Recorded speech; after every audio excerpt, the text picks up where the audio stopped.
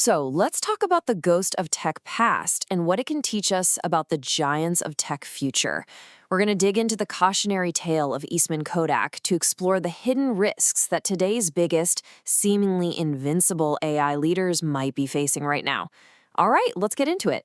First, we'll get a handle on the sheer scale of today's AI titans. Then, we're going to hop in a time machine and meet Kodak back when it was an absolute powerhouse. We'll look at the digital disruption that blindsided them, chart their incredible fall from grace, and then we'll connect the dots to see what it all means for Silicon Valley today.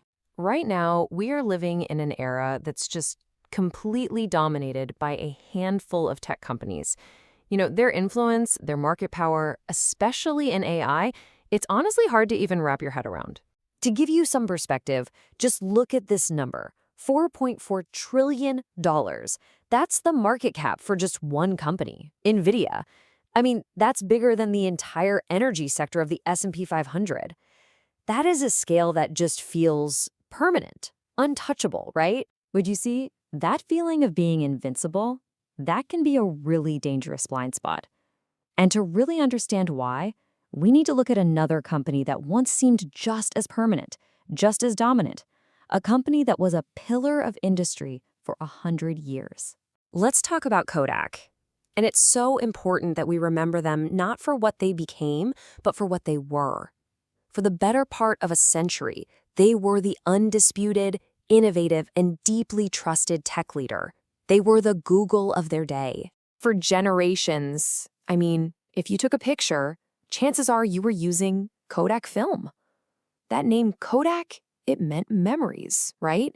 It meant moments captured. And for investors, it was a blue-chip stock, a totally safe bet on American ingenuity and total market dominance. This timeline just shows you the sheer length of their reign. We're not talking about a good decade, we're talking about a whole century. From the Brownie camera in 1900 all the way through the 90s, they were on top.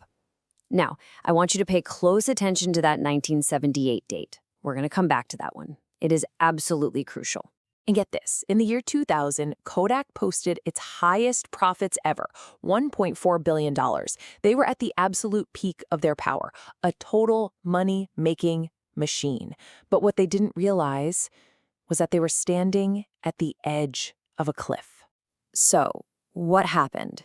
You know, how does a company at its most profitable moment just begin to unravel? Well, the answer lies in a disruptive technology. But the crazy part is, it didn't come from a competitor. It was actually born inside its own labs. In this right here, this is the heart of the story. Remember that 1978 patent from the timeline? Yeah, two Kodak engineers had invented the very first digital camera. The future wasn't some threat from the outside. It was a prototype sitting on a shelf inside their own company. This put Kodak's leadership in a really tough spot. It's a classic case of what business nerds call the innovator's dilemma. I mean, when you have a massive, hugely profitable business, how do you get yourself to embrace a new technology that could completely destroy it? This slide just lays out their internal conflict perfectly. Look, on one side, you've got film. It's their cash cow, high profit margins, a massive market share.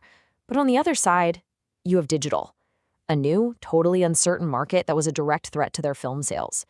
They were basically being asked to kill a sure thing for a maybe. And so Kodak hesitated.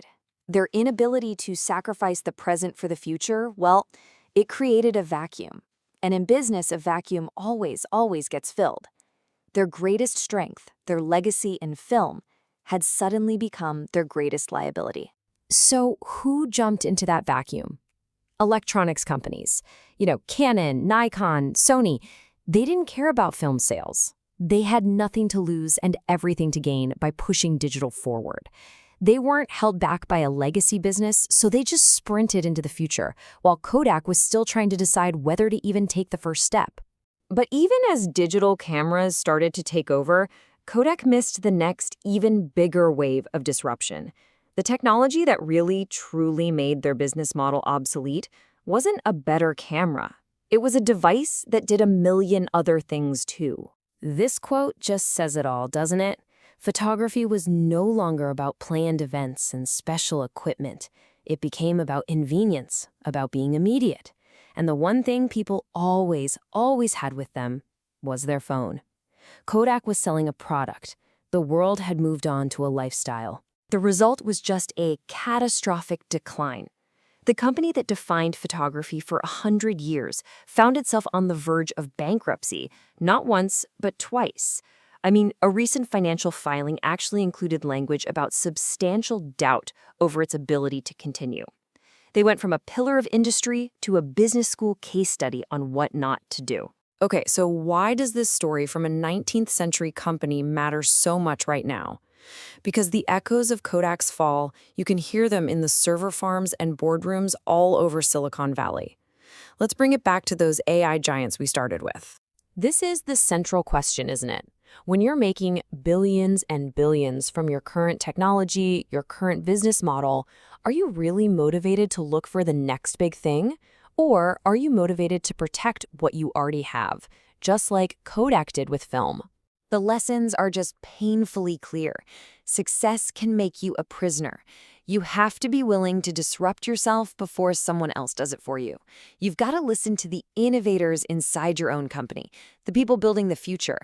Because as Kodak proved, market leadership is rented, not owned. And that really leaves us with this final thought.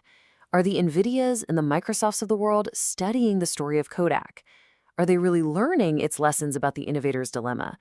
Or is their massive success creating the very same conditions that could, one day, turn them into the Kodaks of the AI age? History has given them the playbook. The only question is whether they'll read it.